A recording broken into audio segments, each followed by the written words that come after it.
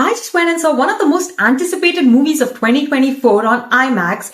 It's called Kingdom of the Planet of the Apes. And let me tell you, the way this franchise is going, it's sure another movie will come out in less than 5 years, and I bet it's going to be called Ascent of the Empire of the Planet of the Apes. The title just keeps getting longer and longer.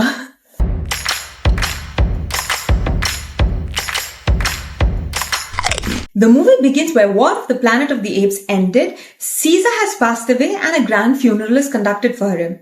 Cut to several generations later, we meet Noah, the main protagonist of the movie, who, with his friends, are part of a clan of apes that train eagles. Played by Owen Teague, the character of Noah is immediately likable. He's so enduring, caring, responsible, courageous, and an extremely diligent son. The clan is actually living in a very primitive nature because their homes are made of very basic material like tree and wood barks and clothes. They are hunter-gatherers and they do not seem to have very technologically advanced material or machinery or weapons. So it felt like even if the movie is set in the future, the whole world after the simian virus has gone primitive. So what happens is a human has actually entered into their lands, in fact a woman, and because of this, Noah's tribe is attacked and captured by a more rogue clan of masked and dangerous apes. They attack his tribe, they capture his family and take them far away. Fortunately, Noah survives and he decides to bring back his family and tribe to his homeland. Along the journey, Noah is befriended by a monkey named Raka and is also followed by the lady we are talking about. The woman in question does not reveal her name and does not seem to have any sense of speech. Hence, Raka decides to call her Noah, who was actually the deaf girl Cesar had saved and rescued in the previous movie. So you start seeing a parallel between Noah and Cesar and their sympathizing nature to humans. Along the way, they do encounter a group of primitive humans, and immediately something that I noticed was that this woman is very different from the other humans. For one, she's wearing jeans and top while the others are barely cladded. She's walking on her legs while the others are crawling on all fours. So you get the sense that this woman has more knowledge and intelligence than the rest of humans, and maybe she's hiding something. Later we find out that the virus did not affect her and she can speak quite well. Her name is May.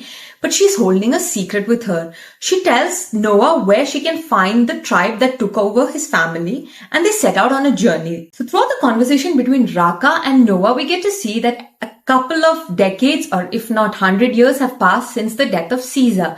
Right now, there is no one on the planet Earth who has met Cesar or know about his great sacrifices. So the teachings of Cesar has been passed on over the time, and it is being carried deeply by Raka, who sees him as a prophet or godlike person.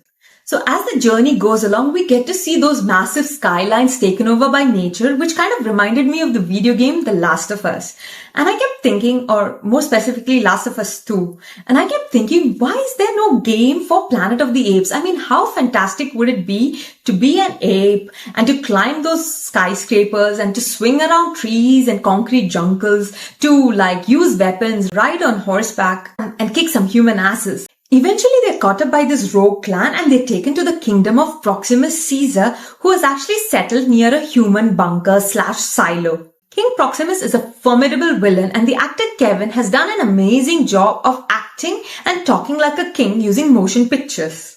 He has twisted and manipulated Caesar's sayings and used it to capture and enslave other ape tribes so that he can bring all together and say apes are stronger as one. He also warns Noah not to trust humans, that they always have ulterior motives and they will always try to bring the apes down. Noah is reunited with his mother and friends in the kingdom, and after living there for a while, he decides that Prometheus' law is completely wrong.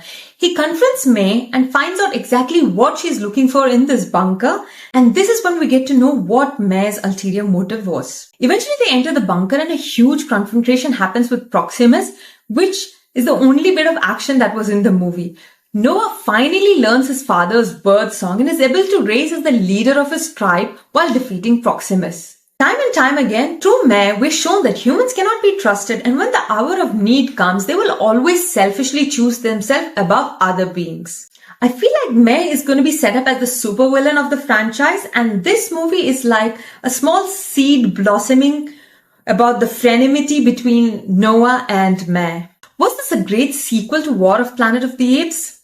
Not so much. I feel like there were some amazing factors in the movie, like the CGI, the storyline, and the protagonist. However, the disappointing factors were more obvious to me. I get more about Noah and his journey to rising up as the leader of his tribe and how he's going to bring his tribe back home. But instead, we got a little sidetracked with the character of Mare, who is the most underdeveloped one in the entire movie. And the actress Freya didn't do a great job of making me feel sympathetic towards her. Overall, I thought it's a very good movie, but maybe not better than the previous two ones. But the franchise is setting up a solid foundation to take the movie forward with Noah's character. And I'm sure, I bet you, the next one is going to be called Ascent of the Empire of the Planet of the Apes. It just has to get longer. So that's it, guys. I hope you like my review of the movie. Let me know in the comments below which other movie you would like me to review. And if you went and saw this movie, let me know what you thought about it. Until then, take care. Ciao, ciao.